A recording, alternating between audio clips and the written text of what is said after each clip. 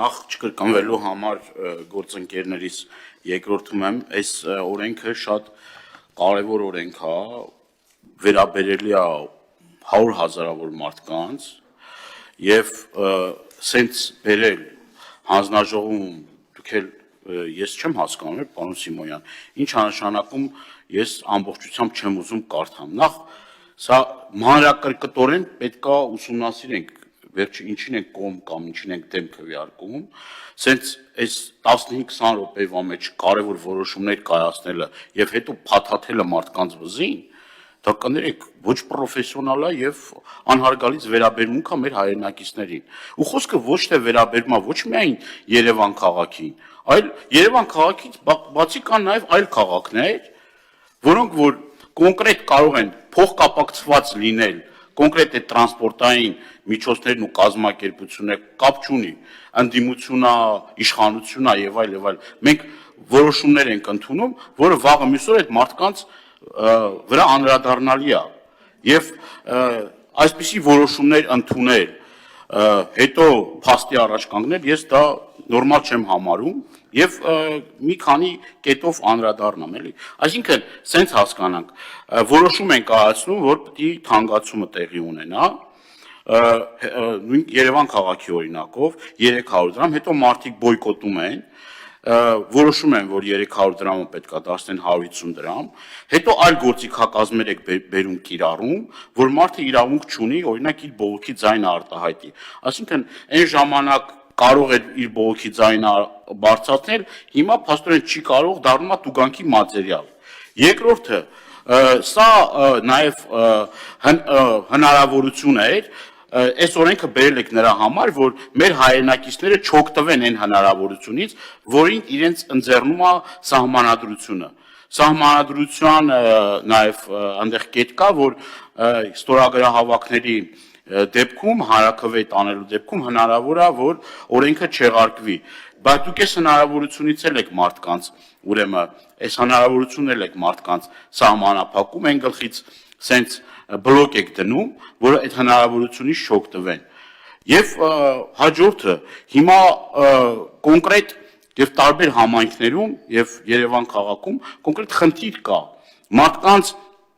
ասենք, գրպանին հասու չի այդ գումարները։ Հիմա դուք դրանով սահմանափակումներ եք մտցնում ու նաև ուզում եմ այն հարցին նաև պատասխանեք, թե կոնկրետ նաև գործընկերս էլ ասեց, այս որոշումը պետաիրավական այնտեղ նաև դրույթներ կար, որտեղ որ ուրեմն ասվում է, որ այն մարդը, որը որ քարտով է օգտվում, այդ մարդը 15,000 դրամ է տուգանվում, այն մարդը, որ օրենքը խախտում է, 10,000 դրամ է տուգանվում, եթե չեմ սխալվում։ Այսինքն սա ինչ որն է սրա լոգիկան, էլի։ Այսինքն այն մարդը, որ բանա, այսինքն դա չունի, շատ ավելի քիչ է տուգանվում, քան այն մարդը, որ ունի, բայց չգիտեմ, կինը ամուսնու, չգիտեմ, քարտից է օգտվում։ Այս հարցին պատասխանեք արձագանքի ժամանակ նորից։ Խնդրեմ, պարոն Սիմոնյան։ Շնորհակալություն։ Տեսեք, գլոբալ առումով այն ինչ որ դուք ներկայացնում եք, այստեղ որևէ գլոբալ փոփոխություններ տեղի չեն ունենում։ Խոսքը ծառայության մատուցման կոնստրուկցիայի մասին է, թե ինչպես է դա իրականացվելու, այսօրվա գործող օրենսդրությամբ սակագինը կարող է վերանայվել։ Եթե որևէ բան չփոխենք, սակագինը կարող է համայնքի հավաքանու որոշմամբ վերանայվել, սահմանվել այլ չափի։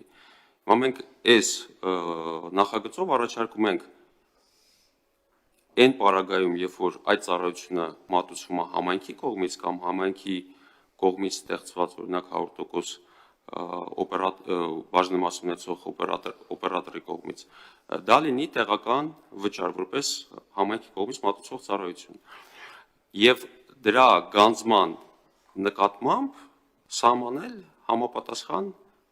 վարչական իրավախախտումների օրենսգրքով իրավախախտման տեսակներ։ Հիմա այդ տեսակները այս նախագծով 3-ն են եւ այո, չվճարելու դեպքում սահմանված է X գումար, մեկ այլ ուրիշի քարտով օգտվելու դեպքում սահմանված է Y գումար։ Տրամաբանությունը հետեւյալն է, որպեսզի այն գայթակղությունը օգտվել օրինակ արտոնություն ունեցող քաղաքացիներ, որոնք արտոնություն ունեն եւ ավելի էժան փաթեթներ են ձեռք բերել, որպեսզի այն քաղաքացիները, որոնք հնարավորություն ունեն վճարելու ամբողջական կամ ըստ փաթեթների գումար